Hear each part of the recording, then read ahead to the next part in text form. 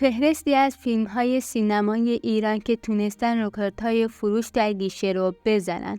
80% کمدین، موضوعات جذاب و بازیگرهای برجسته دلایل مهمی در فروش این فیلم‌ها داشتند. پرفروش‌ترین فیلم در اسفند 1401 اکران شد و با اختلاف صدرنشینه. فیلم دهم ملاقات خصوصی، فیلمی درام عاشقانه به کارگردانی و نویسندگی امید شمس و تهیه کنندگی امیر بنا محصول 1400.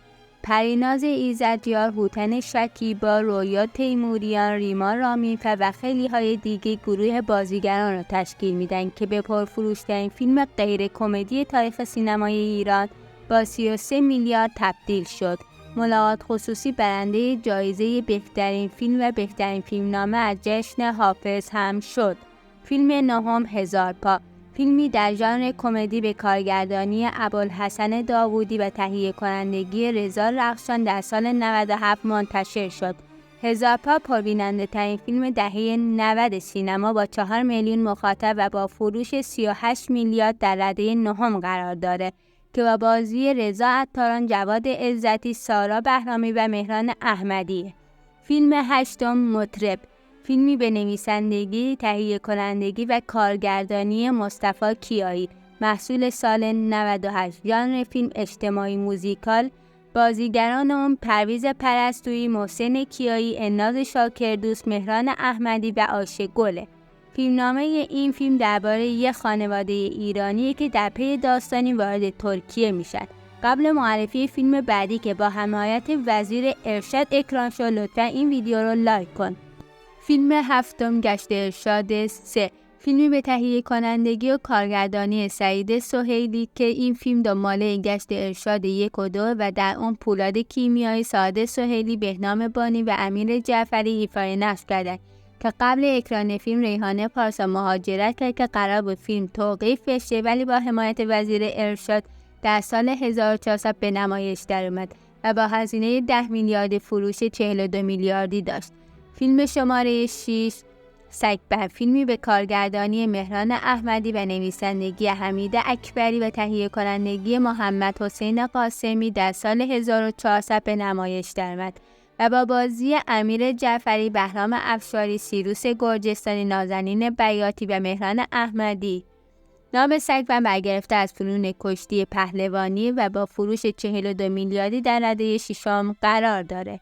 فیلم پنجم بخارست، فیلمی با ژانر کمدی خانوادگی به کارگردانی سید مسعود اتیابی و نویسندگی حمزه صالحی و تهیه کنندگی علی طلویی، محصول سال 1401. با وجود کمدی تکراری و کلیشه‌ای، ولی با وجود بازیگران به نام خوب مثل پژمان جمشیدی، امیرحسین آرمان، هادی کاظمی و حسین یاری، فروش 54 میلیاردی رو تجربه کرد. اگه تا اینجای ویدیو خوشت اومده، 4 مورد بعدی رو از دست نده که حتی 2 موردش رو دیدی.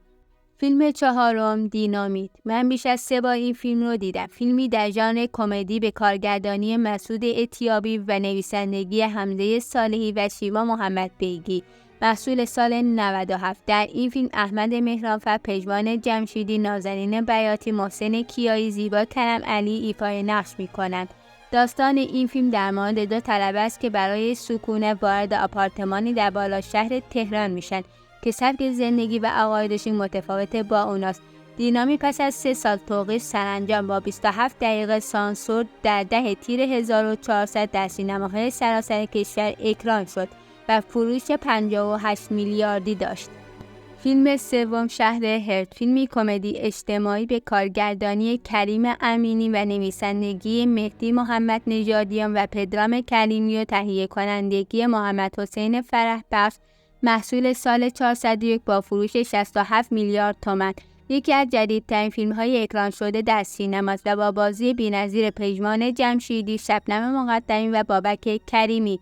فیلم دوم انفرادی، فیلمی در ژانر کمدی اکشن به کارگردانی مسعود اتیابی، نویسندگی حمزه صالحی و تهیه کنندگی ابراهیم آمریان، در تابستان 98 تهیه و در اردیبهشت 401 اکران شد.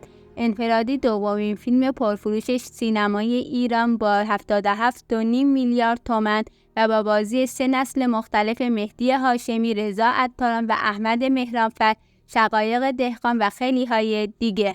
و اما شماره 1 سینمای ایران، فسیل، فیلمی کمدی درام به کارگردانی کریم امینی و نویسندگی حمزه صالحی و تهیه کنندگی ابراهیم آمریان، محصول سال 99 که در اسفند 401 اکران شد. فسیل با فروش بیش از 267 میلیارد تومان با اختلاف پرفروش‌ترین فیلم سینمای ایران و همچنین با بیش از 6 میلیون بیننده پربیننده ترین فیلم تاریخ سینمای ایران در سال اول اکرانه.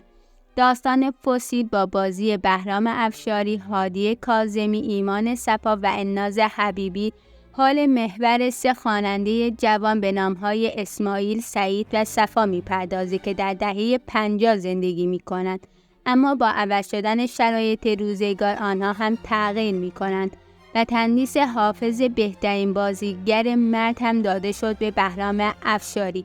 اگه به دنبال پولدارترین بازیگران مرد ایرانی ویدیوی بعدی مخصوص توه.